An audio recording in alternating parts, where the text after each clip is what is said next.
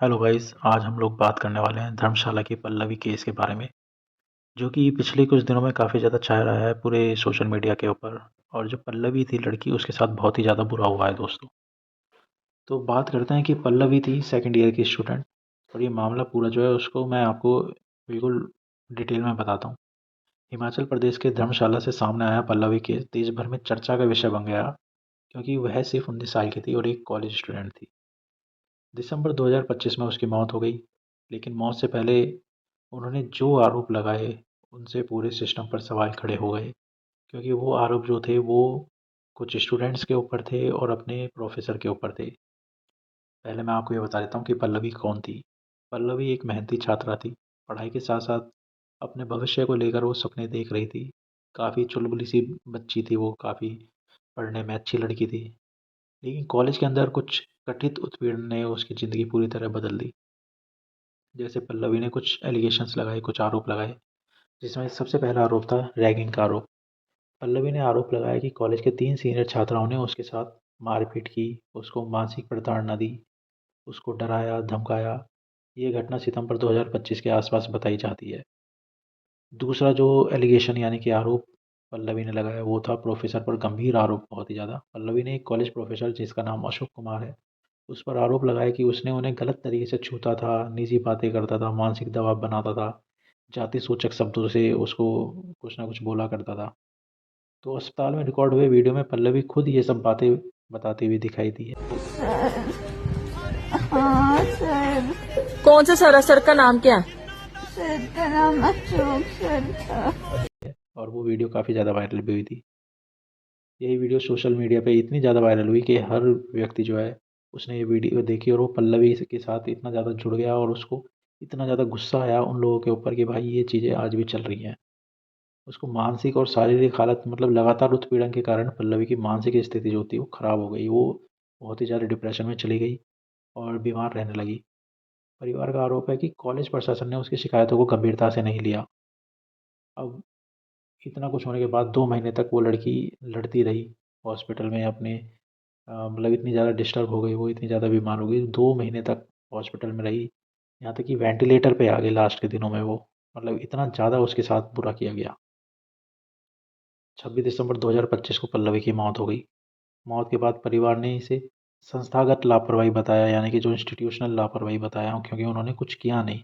आरोप लगाया कि अगर समय पर कार्रवाई होती तो उनकी बच्ची पल्लवी जिंदा होती। अब पुलिस क्या कार्रवाई कर रही है, क्या इन्वेस्टिगेशन कर रही है? पुलिस ने 3 छात्राओं के खिलाफ रैगिंग का, एक प्रोफेसर के खिलाफ यौन उत्पीड़न लगाया है, आरोप लगाया है, बेसिकली केस किया है। बट भाई मैं ये कहना चाहता हूँ कि ये जो 3 छात्राएँ थीं, इनके ऊपर सिर्फ रैगिंग का क्यों आरोप लगा? इनके ऊपर तो पूरा भाई अटेम्प्ट टू मर्डर भी क्या, इन्होंने तो एक तरीके से मर्डर कर दिया ना यार उस बच्ची का। उसके जीवन का, उसकी खुशियों का, उसकी लाइफ खत्म हो गई इन 3 छात्राओं की वजह से और इस प्रोफेसर की वजह से। मतलब कि लगाए गए आरोप जो हैं वो आज की तारीख में, मतलब आज भी इंस्टीट्यूट में ये सब चीज़ें चल रही हैं, सोचो। मतलब माँ-बाप अपने बच्चों को पढ़ाते हैं, लिखाते हैं, इतना बड़ा करते हैं, इतना प्यार करते हैं और उनको पढ़ने के लिए, कुछ बनने के लिए कॉलेज भेजते हैं, जहाँ पे जाके उनके साथ रैगिंग होती है। उनको मेंटली टॉर्चर किया जाता है, उनकी मतलब मानसिक प्रताड़ना दी जाती है उनको, उनका यौन उत्पीड़न किया जाता है, उन्हें चोट पहुँचाई जाती है, उनके साथ मारपीट की जाती है। मतलब रैगिंग हर जगह बैन है, फिर भी ये चीज़ हो रही है, तो ये तो कॉलेज की ड्यूटी बनती है ना कि कॉलेज ने क्यों इस चीज़ को नहीं सुधारा भाई? अब मामले की जाँच जारी है। कॉलेज प्रशासन अपने पक्ष में क्या कहता है वो भी सुनिए। वो कहता है कि पल्लवी कुछ विषयों में फ़ेल थी, वह उस समय आधिकारिक रूप से छात्रा नहीं थी, कॉलेज में कोई लिखित शिकायत नहीं मिली। अरे यार, मतलब यार इंसान मर गया, अब भी कॉलेज कॉलेज ऐसे ही होते हैं भाई, कॉलेज में ऐसा ही होता है। हर कॉलेज में कोई ना कोई ऐसा फैकल्टी होगा, कोई ना कोई ऐसा प्रिंसिपल होगा, कोई ना कोई ऐसा व्यक्ति होगा, कोई स्टूडेंट होगा, साथी होगा, जो किसी ना किसी के साथ इस तरीके की बुलिंग करते हैं, उसको टॉर्चर करते हैं। और आज भी ये सब चीज़ें हर कॉलेज में, लेकिन लोग सुन के भी अनसुना कर देते हैं, कई बार पेरेंट्स भी सुन के अनसुना करते हैं, उन्हें लगता है कि नॉर्मल चीज़ है। अब जबकि इस चीज़ के ऊपर परिवार क्या दावों को पूरी तरह से गलत बता रहा है कि भाई ये बिल्कुल गलत कह रहा है जो भी कॉलेज कह रहा है।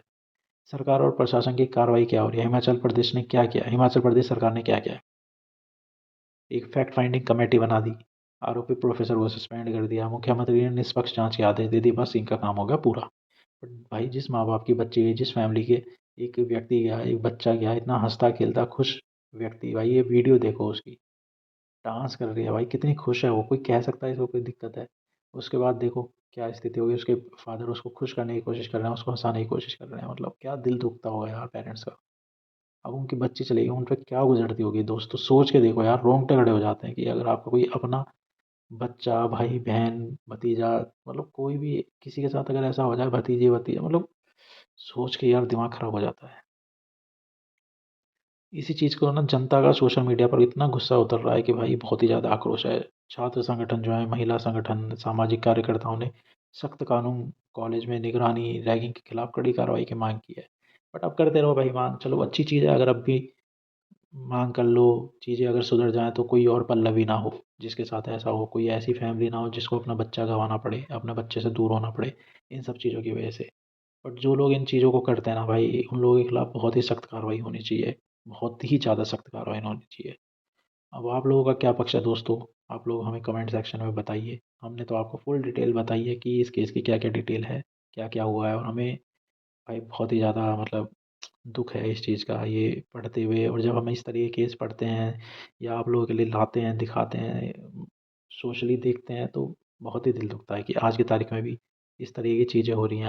आज की तारीख में भी इतना ज़्यादा जातिवाद हो रहा है, धर्म को लेकर इतनी सारी चीज़ें बढ़ती जा रही हैं।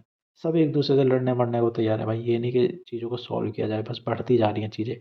और गवर्नमेंट्स जो हैं बस क्या करती हैं भाई, कुछ नहीं, ना के बराबर चीज़ें, उन पे कोई फ़र्क नहीं पड़ता, और इंसान पॉलिटिक्स के चक्कर में बर्बाद होता जा रहा है।